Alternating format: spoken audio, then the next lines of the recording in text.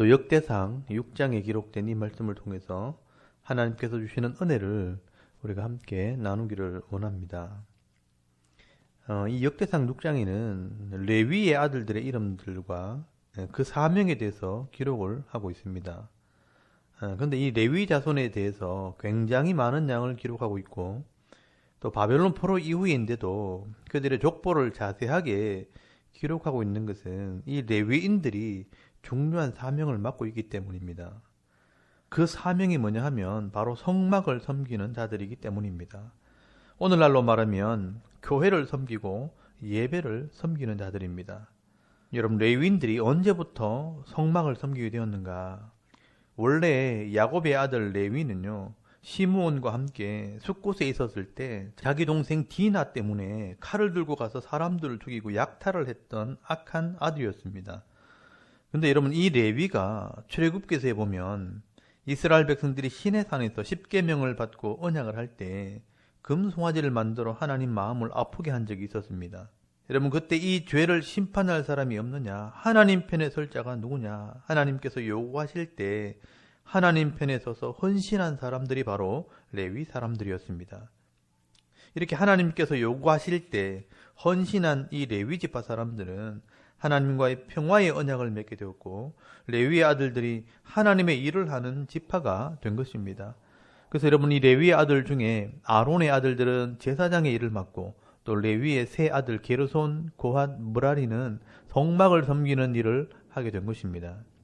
그래서 여러분, 하나님께서는요, 민수기 3장 말씀해 보시면 이 레위인들을 애굽에서 이스라엘 백성들의 장자를 살려준 값으로 사서 하나님의 것이 되게 하셨고, 또 레위 아들들은 하나님의 일을 하면서 하나님께서 책임지는 일꾼이 된 것입니다.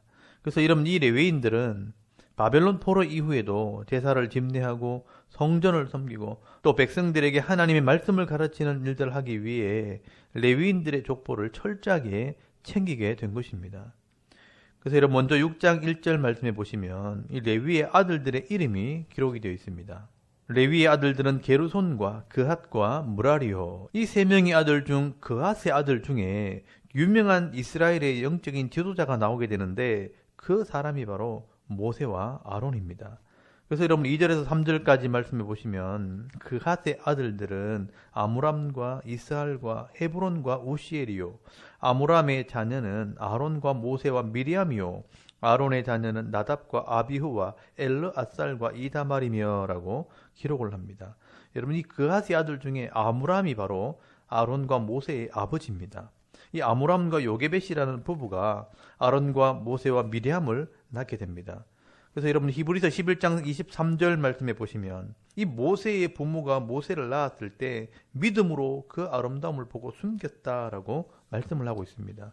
여러분, 애굽에서 바로 왕의 핍박을 받으며 남자를 낳으면 다 죽여야 하는 그런 어려움 속에서도 하나님을 믿는 믿음이 있었기 때문에 이 아론과 모세와 같은 이런 위대한 일꾼들이 나오게 되었습니다.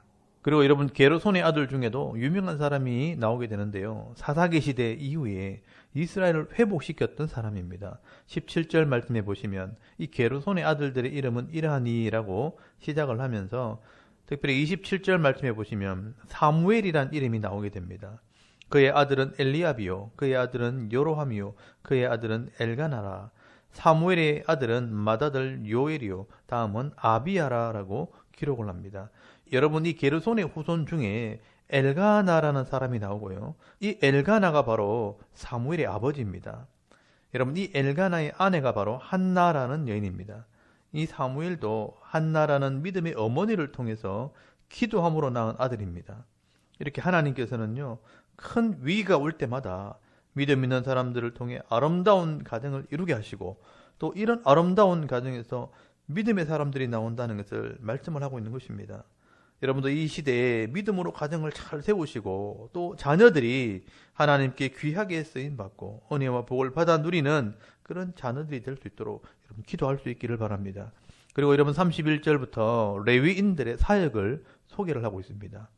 여러분, 출애굽 시대부터 사무엘 시대까지는 성막을 이동해야 되기 때문에 제사장과 레위인들이 성막을 옮기고 섬기는 일을 했지만, 이제 다윗 시대 이후로는 성막의 위치가 고정이 되고요. 성전이 세워지게 되면서 이 레위인들의 사역은 조금 달라지게 됩니다. 많은 레위인들은 성막에서 찬양을 담당하는 일을 하고 또 그 외에 제사를 돕는 일을 하거나 흩어져서 율법을 가르치는 일을 하게 됩니다. 여러분, 그 중에 이 다윗 시대 제일 강조가 된 것이 바로 찬송하는 일입니다.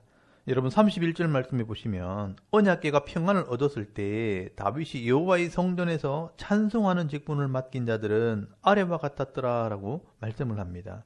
여러분, 이 다윗은요, 하나님 말씀에 능한 자였기 때문에 예배를 굉장히 중요하게 생각을 했습니다.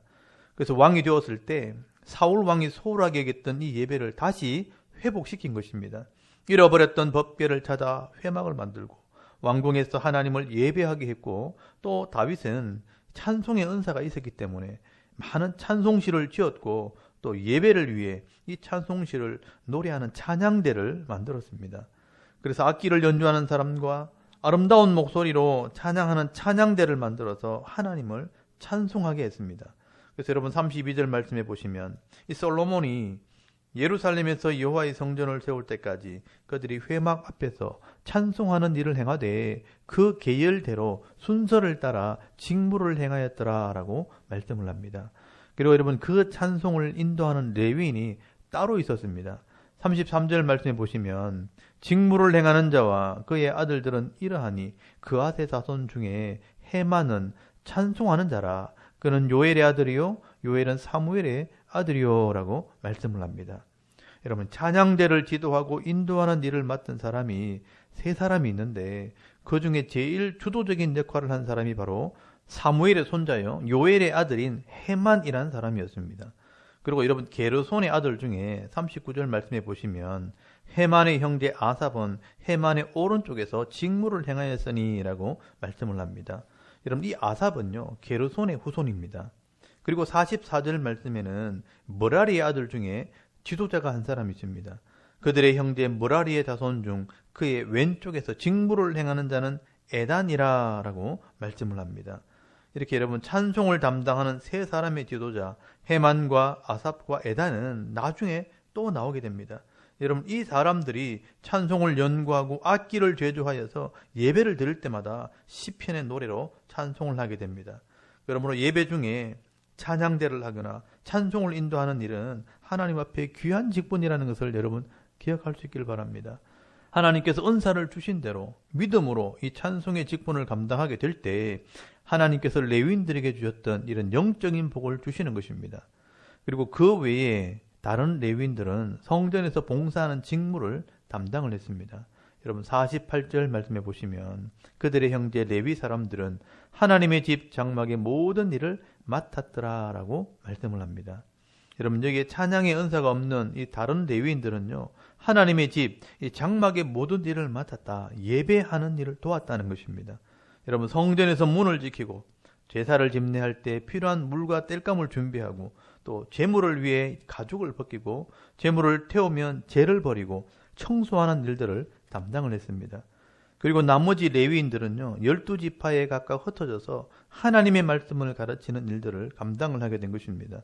여러분, 이렇게 레위인들이 성전을 섬기고 예배를 섬기고 말씀을 가르치는 사역을 할 때 결국 성도들이 복을 받게 되고요, 이 레위인들은 하나님께서 주시는 복과 은혜를 누리게 된 것입니다. 여러분, 오늘도 우리가 하나님께서 주시는 이런 은사를 따라서 사역자들은 성도를 위해 말씀을 가르치고 또 성도들은 교회를 섬기되 청소도 하고 또 연약한 성도를 섬기는 이 봉사의 직무를 감당하게 되면 하나님께서 레위인들에게 주셨던 그 복을 주시는 것입니다. 그리고 여러분, 49절 말씀에는요 제사장의 아들들의 이름이 나옵니다. 여러분, 49절 말씀에 아론과 그 자손들은 번제단과 향단 위에 분향하며 제사를 드리며 지성소의 모든 일을 하여 하나님의 종 모세의 모든 명령대로 이스라엘을 위하여 속죄하니라고 말씀을 합니다. 여러분, 이렇게 아론의 아들들은요 번제단에서 제물을 불태우고 향단에서 향을 피우고 또 지성소에 들어가서 피를 뿌리는 사역을 하므로 백성들의 죄를 속하는 이 직무를 감당하게 됩니다. 여러분, 이렇게 제사장의 사역을 통해 백성들이 속죄하게 될 때 모든 백성들이 거룩한 백성이 되어 복을 받게 되는 것입니다.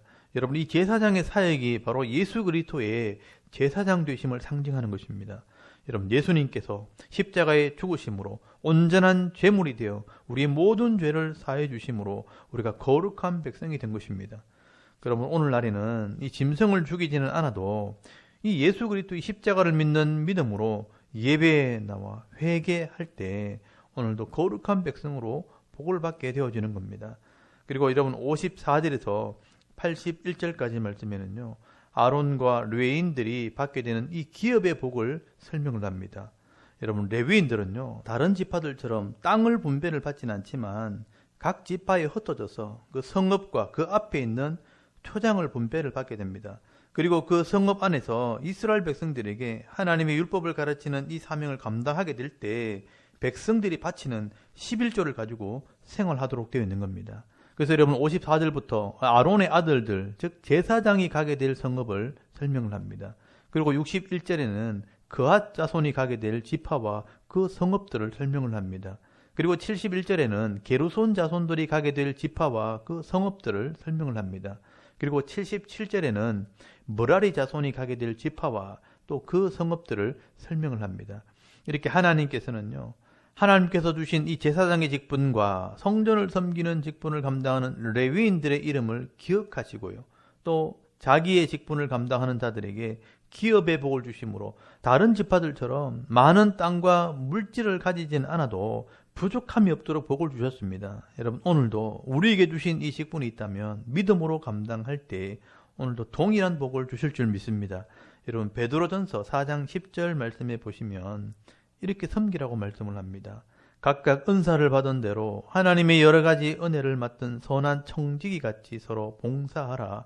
만일 누가 말하려면 하나님의 말씀을 하는 것 같이 하고, 누가 봉사하려면 하나님이 공급하시는 힘으로 하는 것 같이 하라. 이는 범사에 예수 그리스도로 말미암아 하나님이 영광을 받으시게 하려 함이니 그에게 영광과 권능이 세세에 무궁하도록 있느니라. 아멘이라고 말씀을 합니다.